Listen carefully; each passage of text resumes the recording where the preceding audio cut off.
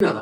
अलीवासी एक मर्तबा फिर नया दौर के प्लेटफ़ॉर्म से आपके सामने हाज़िर है और आज मेरे साथ असद अली दूर हैं, जो कि नया दौर के लिए बहुत साल से लिख रहे हैं और इनकी जो रिपोर्ट्स हैं काज़ी फ़ाइज़ ईसा साहब जिस वक़्त ज़ेर-ए-ताब थे, तो ये रिपोर्टिंग थी जिसने काज़ी फ़ाइज़ ईसा के केस को एक अवामी केस बनाया और फिर असद अली दूर साहब जो हैं वो काज़ी फ़ाइज़ ईसा साहब के जब वो चीफ़ जस्टिस बने तो उनके दौर में असद अली दूर साहब जो है वो खुद ज़ेर-ए-ताब आ गए। तो ज़रा असद अली दूर से पूछते हैं, असद भाई, पहले तो ये बताइए कि आपने जो है वो आपने पार्टी क्यों चेंज कर ली है? नहीं, अभी पार्टी नहीं चेंज की। मैं अपोज़िशन एक ही पार्टी की करता हूँ, अच्छा। वो मैंने जारी रखी हुई है। तो जो जिस पार्टी की हम अपोज़िशन करते हैं, जो उसको जॉइन कर ले, तो वो ऑटोमेटिकली फिर जिसे कहते हैं वो बदल जाता है, हम नहीं बदलते। अच्छा। हमारी जिसे कहते हैं ना वो कंसिस्टेंट है अप्रोच। मेरी कभी भी जिसे कहते हैं ना मसला किसी सियासी जमात से नहीं होता। मेरा मसला उस हाथ से होता है जो सियासी जमातों के गिरेबान में जाता है। तो मैं उस हाथ को फॉलो कर रहा होता हूँ, ठीक है, कि वो किसके गिरेबान में है। तो अब जिसके भी गिरेबान में होता है वो उस वक्त मेरी तनकीद का बेनिफिशियरी बन जाता है, क्योंकि हम तो उसके आईनी हकूक की बात कर रहे होते हैं, उसके जमहूरी हकूक की बात कर रहे होते हैं। जब वो पावर में आ जाते हैं और वो उस हाथ के लाए बन जाते हैं और फिर वो दूसरे के गिरेबान में हाथ चला जाता है, तो उस वक्त लोगों को लगता है कि शायद असद अली तूर पार्टी बदल गई, लेकिन हमारी पार्टी एक ही है। अच्छा, ये एक रेजिंग डिबेट भी है पाकिस्तान के अंदर इस वक्त। बहुत सारे लोग हैं जो ये कहते हैं कि जो लिबरल, फॉर एग्जांपल सलमान अकरम राजा साहब जो कि खुद भी एक अपने आप को आइडेंटिफाई करते हैं एज़ अ लिबरल, उनका और मतलब एस्टैब्लिश्ड क्रेडेंशियल्स के साथ। तो सलमान अकरम राजा साहब जो हैं उन्होंने कुछ अर्सा पहले ये कहा कि लिबरल जो हैं वो एस्टैब्लिशमेंट के साथ, जबकि लिबरल से, क्योंकि मैंने भी कुछ लोगों से बात की इसी हवाले से, उनके भी बड़े एस्टैब्लिश्ड क्रेडेंशियल्स हैं अबाउट ह्यूमन राइट्स और हर दौर के अंदर जो है वो ज़ेर-ए-ताब रहे हैं। तो उनसे जब मैंने ये बात करता हूँ तो वो ये कहते हैं कि भई इमरान खान साहब जो हैं वो उन ही stands for everything that we have always stood against. ठीक है? यानी ह्यूमन राइट्स के हवाले से इमरान खान साहब का अपना ट्रैक रिकॉर्ड जो है वो इंतहाई खतरनाक है, खौफनाक है। आप तो खुद उसके जो है वो एक विक्टिम रहे हैं और फिर ख़वातीन के हकूक़ हों, उनके जो बयानात हैं, वो सब हमारे सामने मौजूद हैं। तो ऐसी सूरत में जो बहुत से दोस्त आपकी तरह के हैं, उनका जो स्विच है, वो ये कहता है कि वो उससे लोगों को लगता है कि भई ये तो जो है ना वो एस्टैब्लिशमेंट वाला मामला नहीं है सच।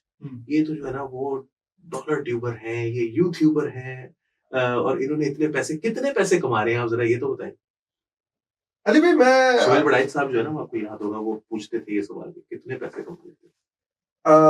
मैं अली भाई वो कहते हैं कि खातून से उम्र और मर्द से उसकी इनकम नहीं पूछनी चाहिए, लेकिन मैं आपको इतना जरूर बता सकता हूँ कि मैं अल्हम्दुलिल्लाह इतने जरूर कमाता हूँ कि मुझे किसी की मोहताजी नहीं है। मैं अपने शौक पूरे करता हूँ। ये मैंने पूरा स्टूडियो जहाँ पर अभी बैठे हुए हैं अपनी कमाई से खड़ा किया है और वो कि उसके बाद बचा कुछ नहीं मेरे पास, लेकिन ये है कि मैंने I could afford this all जो मैंने किया।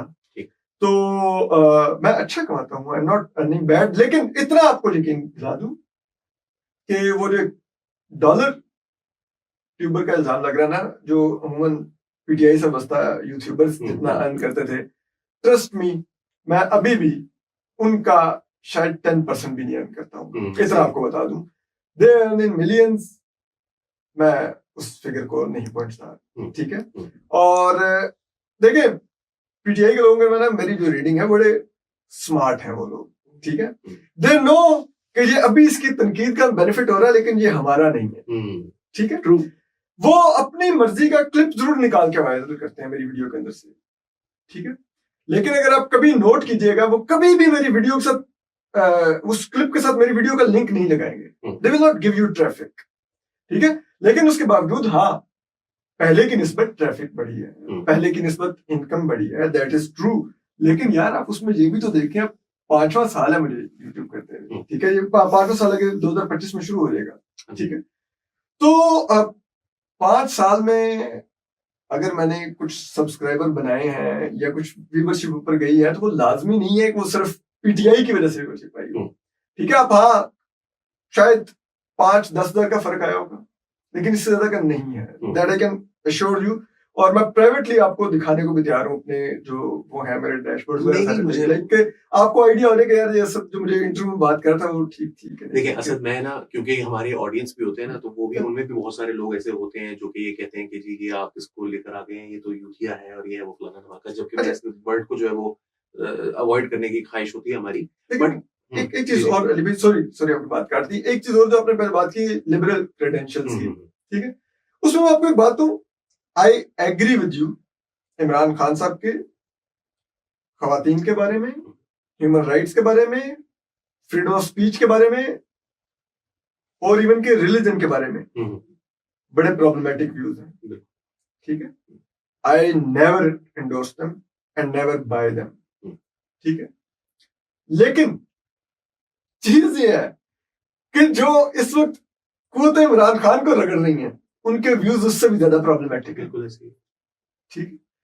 वो तो बैठ के पता नहीं क्या क्या पढ़ने लग जाते हैं कहीं पे बैठते हैं तो, ठीक है। आम कन्वर्सेशन के अंदर वो 3-4 तो वैसे ही करा देते होते हैं आपको, ठीक है। तो बात ये है कि आप एक चीज बताइए कि हम, और मैं अब भी ये समझता हूं कि लाइक इमरान खान साहब को हमने भुगता है और ट्रस्ट मी दोबारा इमरान खान साहब आएंगे इंशाल्लाह दोबारा भी भुगतेंगे और भुगतने को मैं तो कम से कम पूरी तरह तैयार हूं। आई डोंट माइंड इट, ठीक है।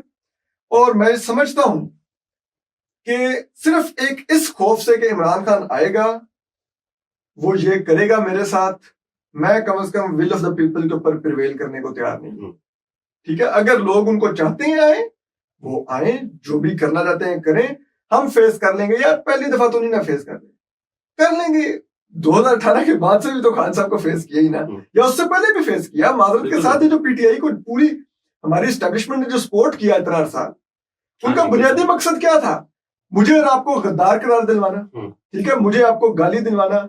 मेरे ख्याल में उस दौर में शायद ही कोई हफ्ता ऐसा नहीं होता था कि जिस हफ्ते मेरा नाम ट्विटर पे टॉप 10 में नहीं होता था, टॉप 10 में। और मैं खुद सच्ची बात है ना ट्रेंड्स चेक करता हूँ ना, मैं कमेंट्स पढ़ता हूँ।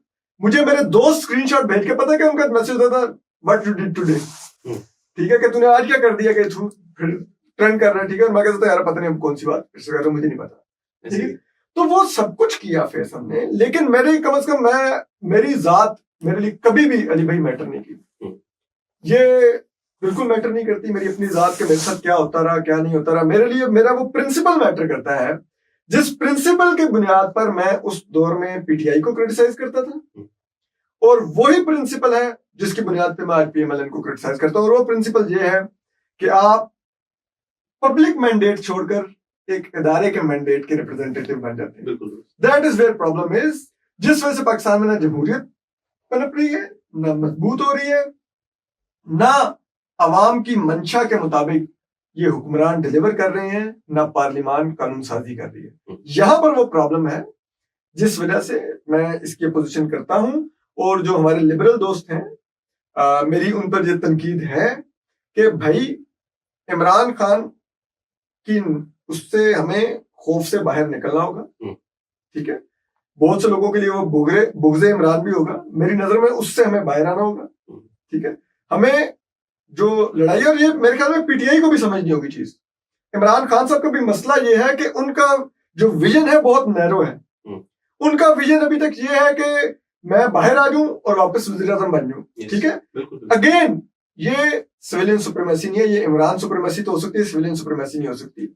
लेकिन जो इमरान खान साहब को चीज समझनी होगी, अगर वो वाकई इस मुल्क में सिविलियन सुप्रीमेसी चाहते हैं, इस मुल्क में कोई रूल ऑफ लॉ और डेमोक्रेसी चाहते हैं, और चाहते हैं कि एस्टेब्लिशमेंट ने जो अभी किया है दोबारा कभी ना उनके साथ कर सके ना किसी और के साथ कर सके, तो उनको अपने लोगों को ये बताना होगा कि फिलहाल आप मुझे छोड़ दें, क्योंकि इस मुल्क में तमाम महरूम तबकात अपनी अलग-अलग लड़ाई लड़ रहे हैं। बलूचिस्तान में महारंग बलोच और बलोच इत्तेहादी कौंसिल लड़ रहे हैं, केपी में पीटीएम और मंजूर पश्तीन लड़ रहे हैं, आजाद कश्मीर में अलहदा तहरीक चल रही है, गिलगित बल्तिस्तान में अलहदा तहरीक चल रही है। जब तक ये सब लोग हाथ नहीं मिलाएंगे तो मेरे ख्याल में इस निजाम को गिराना मुश्किल होगा, नामुमकिन होगा।